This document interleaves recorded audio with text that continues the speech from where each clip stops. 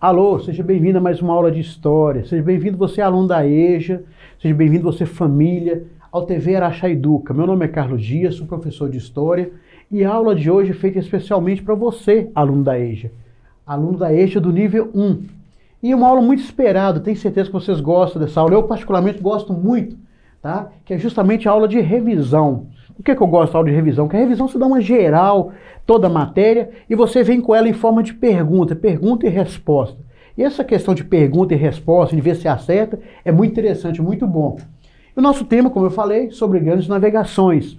Para isso, vamos fazer uma breve revisão, só para a gente ter noção do tema, para a gente estar lembrando. Nós falamos das etapas, né, da expansão portuguesa, que é o português, quando eles precisam buscar uma nova rota comercial, passa por algumas etapas. Primeiro a conquista de Ceuta, passou do contorno africano, que nós chamamos de périplo africano, chega nos Cabos das Tormentas, né, o Bartolomeu Dias, em 1488. Depois, deixa eu passar aqui, senão daqui a pouco eu vou falar o tema e não citei para vocês. Depois, em 1498, o Vasco da Gama chega em Calicut. Então, o que os portugueses precisavam? Uma nova rota comercial, tá? Pioneirismo português. Por que os portugueses foram pioneiros? Por causa da unificação do seu estado, que foi bem breve, foi a partir do século XIII. Nós temos a questão da posição geográfica, o conhecimento que eles tinham de navegação. Então, o pioneirismo Portugal saiu na frente, como disse, saiu na frente dessa etapa das grandes navegações. O périplo africano, que é o que eu acabei de citar anteriormente, foi justamente a conquista de Ceuta e conquistando toda a região ao longo do continente africano, passando lá no finalzinho, nos Cabos das Tormentas, no extremo sul da África, né? E chegando nas Índias. E a busca das especiarias, que nada mais, nada menos, né? Canela, gengibre, cravo, tá? Essas mercadorias, seda, porcelanas, que eram buscados lá nas Índias e comercializados na Europa. Esses os portugueses.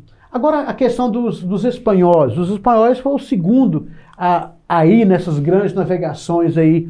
A Espanha buscou uma nova rota também para chegar nas Índias. E quem fez isso? Colombo. Colombo falou que era possível, navegando, né, saindo do leste em direção ao oeste, era possível contornar, porque o Colombo acreditava, depois que ele fez algumas pesquisas, em mãos de alguns documentos, de alguns escritos que já tinha, né, falando da esfericidade da Terra, ele acreditava que era possível chegar nas Índias navegando de leste para oeste. E ele chega na América, só que não sabia que é o novo continente. Américo Vespúcio, tá? Que era um cartógrafo, fez 3 viagens, inclusive no Brasil ele veio de Pernambuco, chegou em Pernambuco, fez todo o litoral brasileiro, né? Da nossa costa brasileira, desenhando, fazendo desenho, e depois desses relatos do Américo Vespúcio, perceberam que tratava de um novo continente. Então, em homenagem a Américo Vespúcio, era o nome do nosso continente de América. E as disputas territoriais, que foram 2 documentos interessantíssimos. Primeiro, a bula de Intercoetera, que 100 léguas a partir de Cabo Verde. Portugal percebeu que não estava bom, aumentou um pouquinho, foi o Tratado de Tordesilhas. Então, assim, uma revisão bem breve para nós termos noção do que iremos falar mediante as perguntas. Então, eu peço que você se prepare aí. Prepare, toda vez que eu coloco preparar, eu gosto sempre de citar. Pega um lápis, um papel, uma caneta, tá? Ou um lápis ou uma caneta, né? Juntamente com papel. E vai anotando as suas respostas. Para que anotar as suas respostas? Para você ver quantos, você verificar depois quantas que você acertou. Então, como que vai funcionar essa metodologia nossa aí? A gente vai ler as questões junto, eu convido você a ler as alternativas junto comigo, tá? Acompanhando em casa, mas lê comigo essa alternativa, assinale o que é a sua resposta, e depois que a gente passar, der a resposta, você coloca se você acertou ou você errou com um X. E convide quem está do seu lado, convida a pessoa para poder jogar, vamos chamar de jogo esse momento agora, para você fazer essa revisão e disputando com a pessoa, vamos ver quem que acerta mais. Mas não deixe ver a sua resposta não. Preparado? Podemos começar? Então vamos lá então. Primeira pergunta, né? Antes de começar, vamos ler essa frase, né? Com relação às grandes navegações, que é o tema do dia de hoje, julgue os itens a seguir. Então vamos ver. Vamos ler cada frase, ler cada pergunta e vamos responder junto. Você assinala na sua casa aí e depois eu dou o resultado, tá bom? Depois eu dou a resposta. Então, primeiro, essa é bem simples aqui. Eu sempre gosto de falar é bem simples, porque a gente acaba, na revisão, a gente acaba citando pontos que acaba que cai nas perguntas. Então, vamos lá. As rotas de comércio entre a Europa e o Oriente eram monopolizadas pelos mercadores de Gênova e Veneza. Anota para mim, por favor, C para certo e E para errado. Se for preciso, leia novamente a pergunta. Vamos ler novamente junto? Melhor, vamos lá. Acompanha comigo aí. As rotas de comércio entre a Europa e o Oriente eram monopolizadas pelos mercadores de Gênova e Veneza. Certo ou errado? Anota rapidinho. Rapidinho não, né? Anota, faz a sua resposta aí, pensa um pouquinho. Você acha que essa frase está correta? Tá? Realmente havia esse monopólio dessa cidade Gênova e Veneza, para quem, só para estar ajudando, Gênova e Veneza na Itália, tá bom? Tá certo ou está errado? Isso aí, vamos lá então, a nossa correção? Certo, justamente.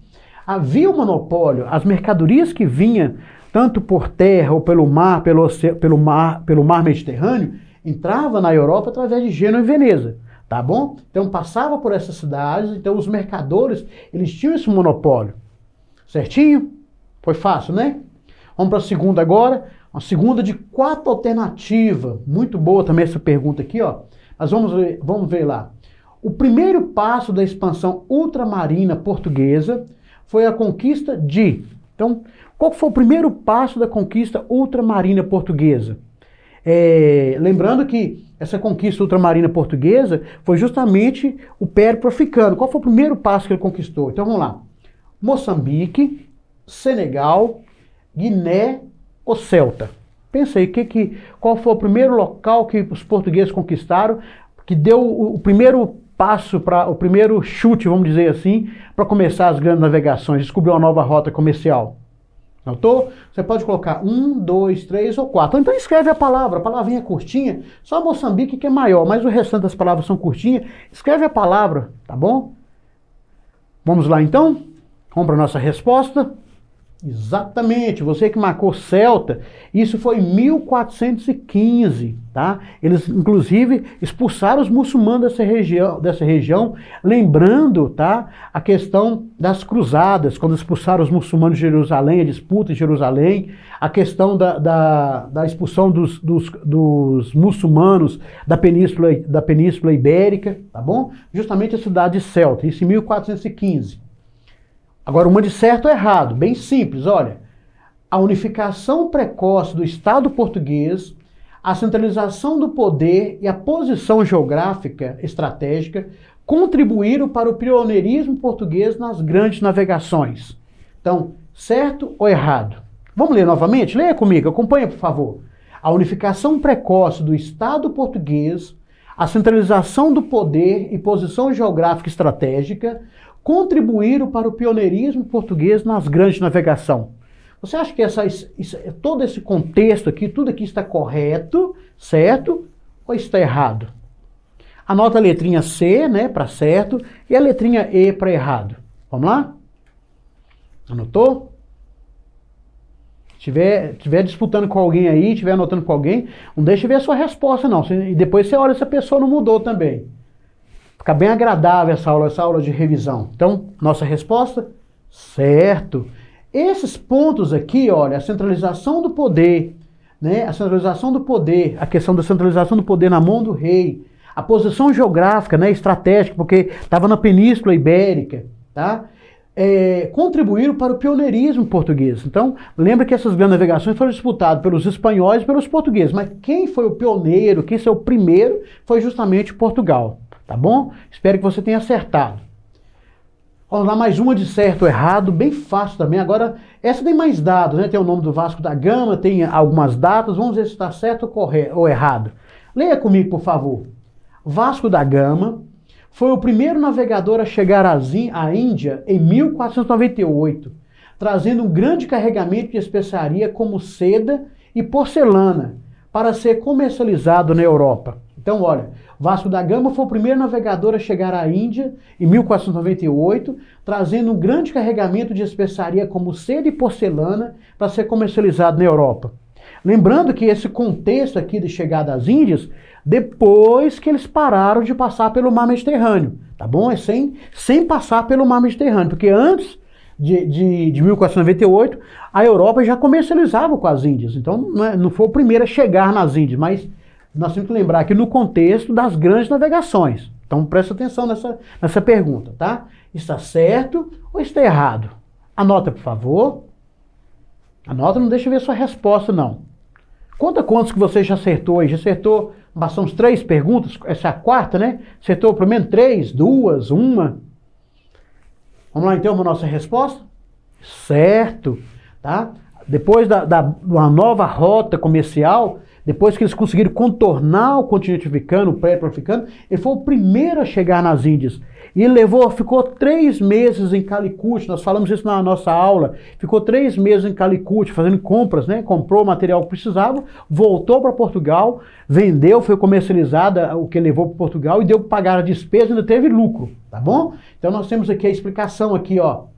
Atingiu o extremo sul do continente africano e finalmente, em 1498, o explorador Vasco da Gama alcançou Calicut. O que chegou no extremo sul aqui foi em 1488, tá? Então, lembrando, Portugal conquistou primeiro a Celta, depois foi conquistando aqui a ilha de Açores, Cabo Verde, depois foi fazendo todo esse contorno aqui, ó, e construindo entrepostos nessa região, já comercializando com o continente africano. Bartolomeu Dias conseguiu chegar em 1488, e depois, 10 anos depois, o Vasco da Gama, em 1498, que já conhecia todo o percurso, ele conseguiu chegar em Calicut, nas Índias, em 1498. Tá bom? Então vamos lá. Ó, acabei de falar aqui, acabei de dar resposta para vocês. Olha como que essa aqui ficou bem simples. Bartolomeu Dias chegou ao sul da África em 1488. Até então denominado Cabo das Tormentas, passando a chamar-se Cabo da Boa Esperança. Tá certo ou está errado? Essa eu posso até dar um prazo menor para você pensar. Vamos ler novamente?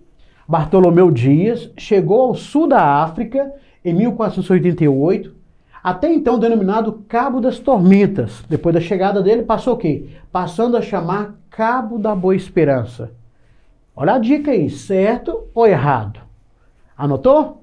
Exatamente, essa você acertou. Certo, vou até voltar no mapa anterior aqui, ó. Aqui, ó.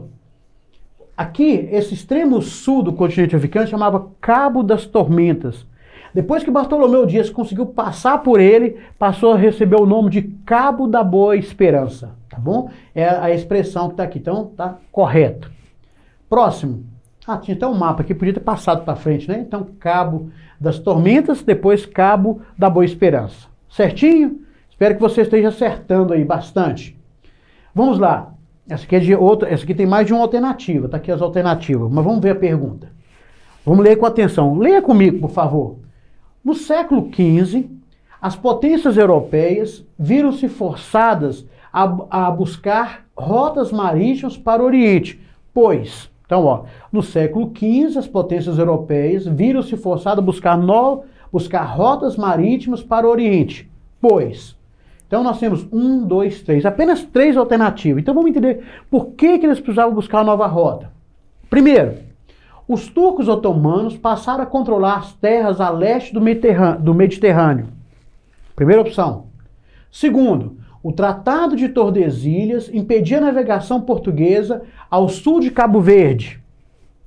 E terceiro, os ingleses impediram a passagem pelo Estreito de Gibraltar. Gibraltar, né, gente? Certinho? Então vamos lá, então?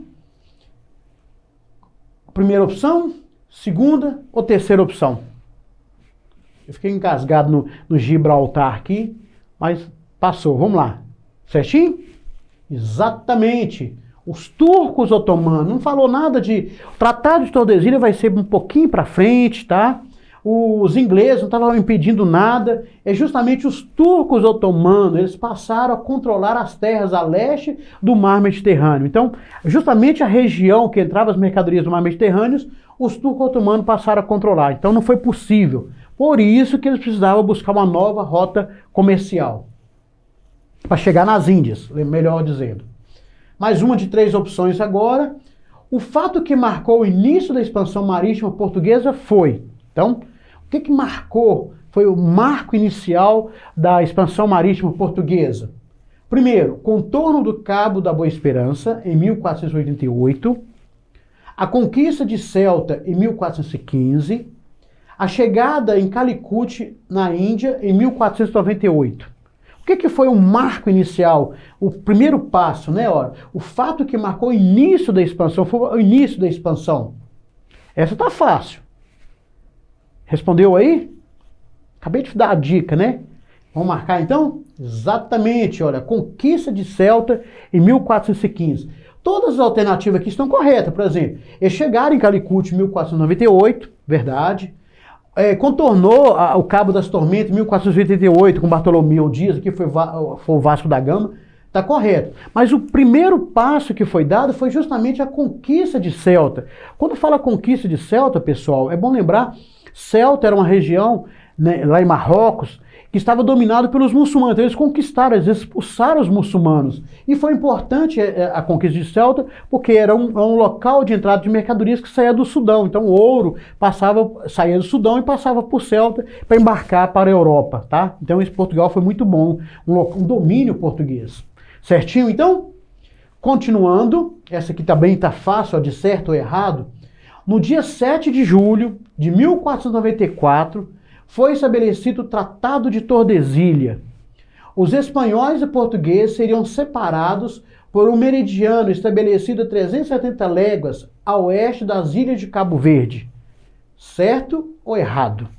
Temos a disputa entre 2 países, né? Portugal e a Espanha. Então, foi estabelecido o Tratado de Tordesilhas. Os domínios espanhóis e portugueses seriam separados por um meridiano. Tá? Que é o Tratado de Tordesilhas. Está certo ou está errado? Muito bem, certo, né? Então, lembrando que o meridiano aqui é uma linha imaginária, tá? Então essa linha é delimitada de forma imaginária. Primeiro foi a bula de Intercoetera, que foi 100 léguas, mas com o Tratado de Tordesilhas definiu 370 léguas a oeste do Cabo Verde. Então, a leste Portugal e a oeste os espanhóis. Mais uma que é bem simples de certo ou errado. Cristóvão Colombo propôs chegar à Índia navegando no sentido oeste, mas acabou chegando em Calicut em 1492. Ele não acreditava na esfericidade da Terra. Certo ou errado, pessoal? Pensa aí direitinho. Está falando de Colombo. Tá? Cristóvão Colombo propôs chegar à Índia navegando no sentido oeste, mas acabou chegando em Calicut em 1492.